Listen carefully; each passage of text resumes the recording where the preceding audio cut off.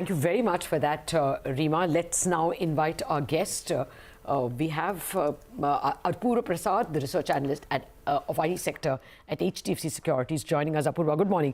Thank you very much for joining us. When you heard Rima's presentation, what is your sense? Are furloughs going to be longer? Will it impact Q4 as well? What's your sense?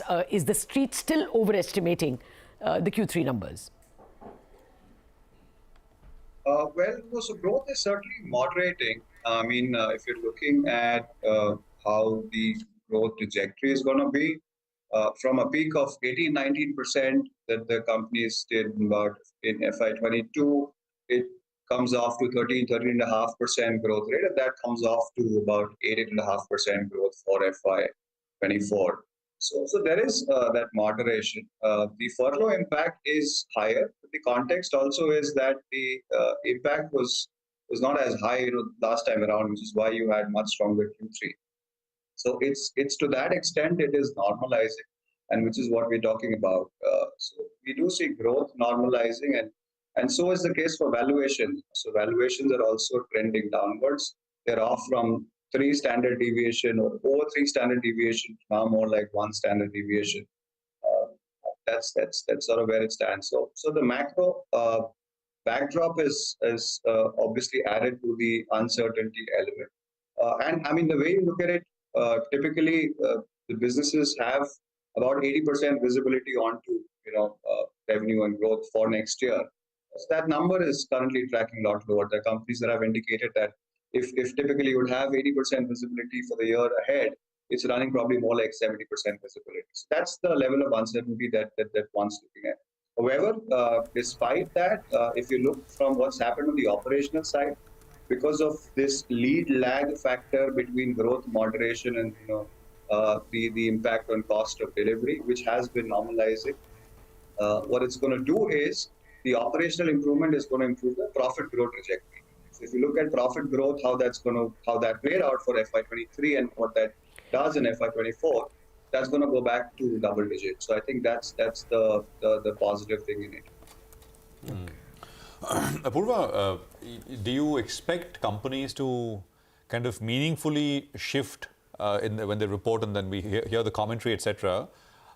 Your kind of how you'd approach these stocks, these companies. I mean, for viewers, the basic question is how should they, should they buy these stocks now? We spoke with a fund manager like S. Narain who said you should buy into this US recession, buy Indian IT services stocks as they go down systematically. So how do you expect that to change the investment approach in this space? Prashant. So what we're saying is that we do have a constructive outlook on the sector, but what we're saying is the return expectation should be modest at best. So we expect about double-digit type of returns. And one has to have a pecking order at this. It has to be a lot more stock specific, which is what we have called out in our recent note too. So yes, I think the outlook continues to be positive, but one would have to be a lot more selective. In what way, if you can explain, Apurva? You said you have to have a pecking order, a lot more selective. Can you explain? Yeah, right. So if you look at the factors which is leading on to our pecking order or the preference, in our pecking order, some of the factors that we look at is the magnitude of growth. So growth leaders within the relative sub-segments, whether it is within the tier 1 or mid-tier or within some of the vertical sub-segments. That's one. Number 2, the visibility of near-term delivery. That's another important factor. And wherever there are positive catalysts available.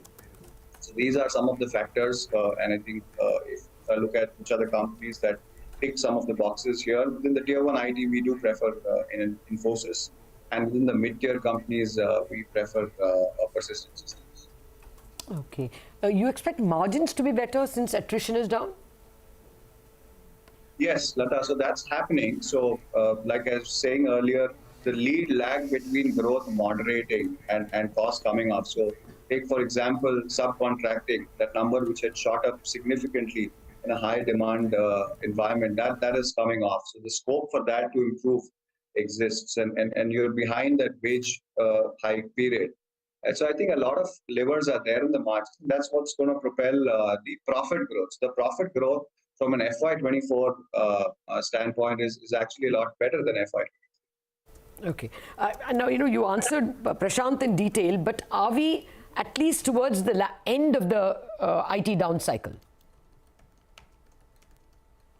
Yeah, so I think the performance is going to be more linked to the earnings growth trajectory. If you just map out over the past year what's happened, you had valuations that have come off from over 30x to more like 21, 22x currently. And if you really look back, what's the earnings downgrade versus PE derating? It's largely been PE derating. Within the tier one pack, you've had some companies where there was a certain component of earnings cut. But if you split that with mid-tiers have actually seen earnings upgrade. And so it's really more a question of how much of the multiple is a function of the outlook for the next few quarters. And I think in that context, I think PE multiples are probably capped at one standard deviation. That's where they are, and that's what I meant by the stock performance is going to be a function of earnings growth. Okay. Well, we will see how things happen, and we will touch base with you when those numbers come. Thank you very much, Apurva Prasad, for joining us and helping us understand what to expect from the IT companies. Quick break, and then we'll have our technical experts, Mitesh Thakkar, join us for fresh technical trades, and we'll also have Manisha join.